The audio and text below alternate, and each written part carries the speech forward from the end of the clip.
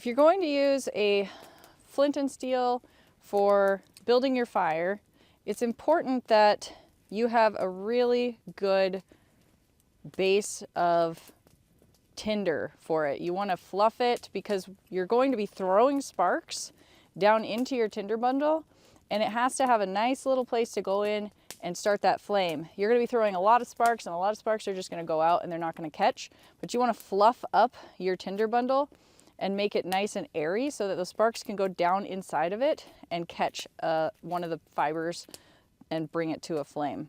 So you fluff your tinder pile.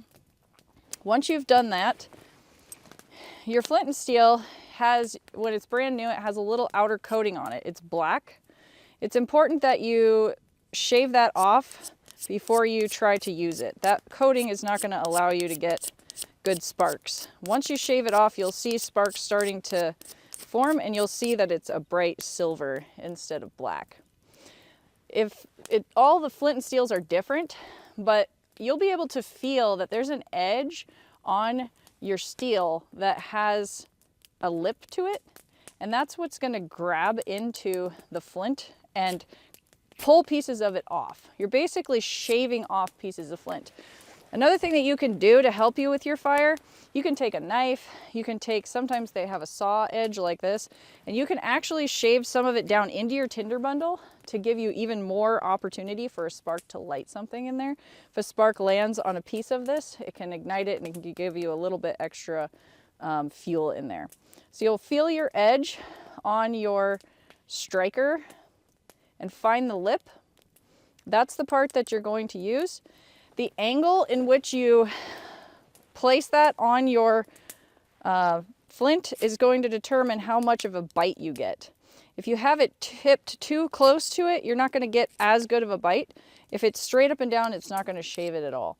So you have to get that perfect little angle. You'll be able to feel where that catches, and you're trying to grip as much as possible. You want to start at the very top of the rod and go all the way down. It's going to give you the most spark for your strike.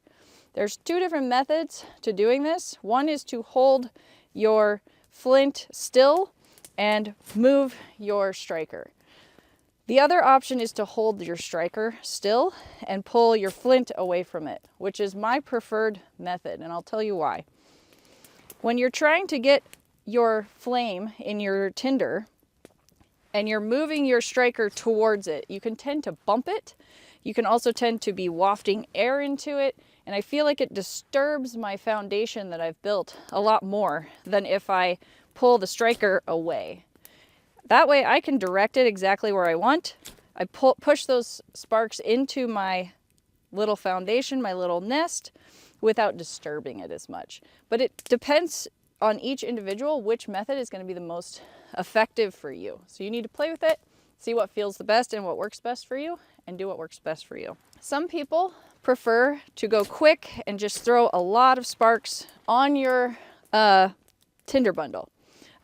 That can work, but sometimes there's a little ember that's just trying to go, and if you strike it and then strike again quickly, you can mess that little ember up that was trying to burn. So sometimes I like to throw sparks and wait a second and see if one of them actually does take, because sometimes it can take a second for that flame to get going.